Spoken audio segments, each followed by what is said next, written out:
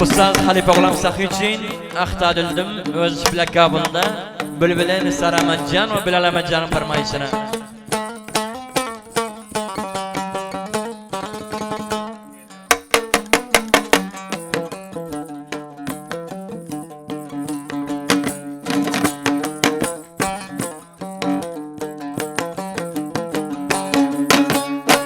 Serek boyda talların, lebde cora halların.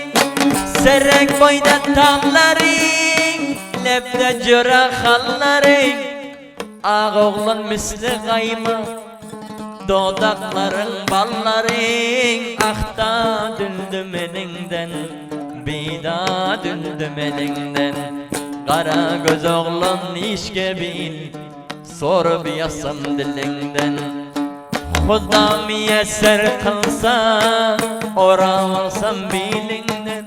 Ahta düldüm ay oğlan, bir ocaktan cay oğlan. Bir gece gelmesen vah çekermen ah vay oğlan.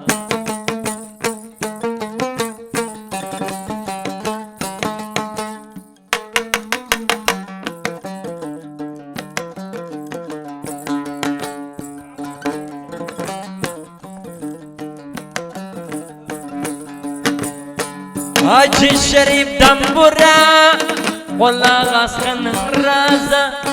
Hacı Şerif'ten bura Kulak askının raza. Ağ oğlanları gördüm, yüreğim oldu taze. Ahta düldüm elinden, bida düldüm elinden. Kara göz oğlan işke bil, sonra beyasam dilinden. Xuda müyesser kılsa, Kabul'dan aylan gelse, yenem barsam alından. Ahta düldüm elinden, bida düldüm elinden.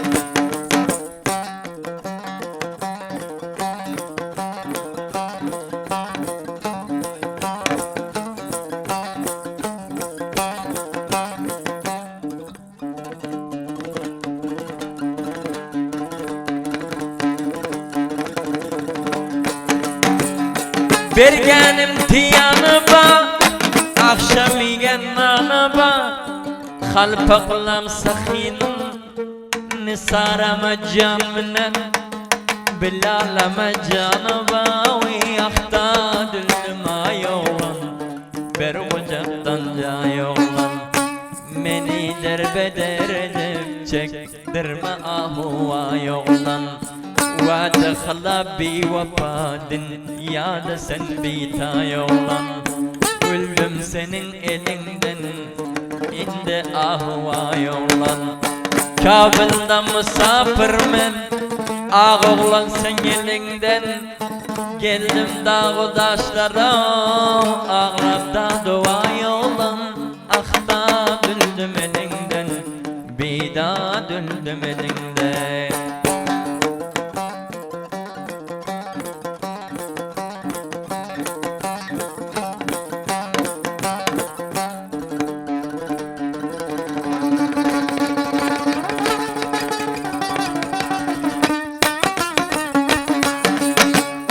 Köprüge bönerkine, yatsak sine basine. Bu dostana merde kendi, halpe gulam sahiyem. Kabul'danam gelen son, aydınları eş gören son. Filmleri gören son, sögüp yatmasın yine.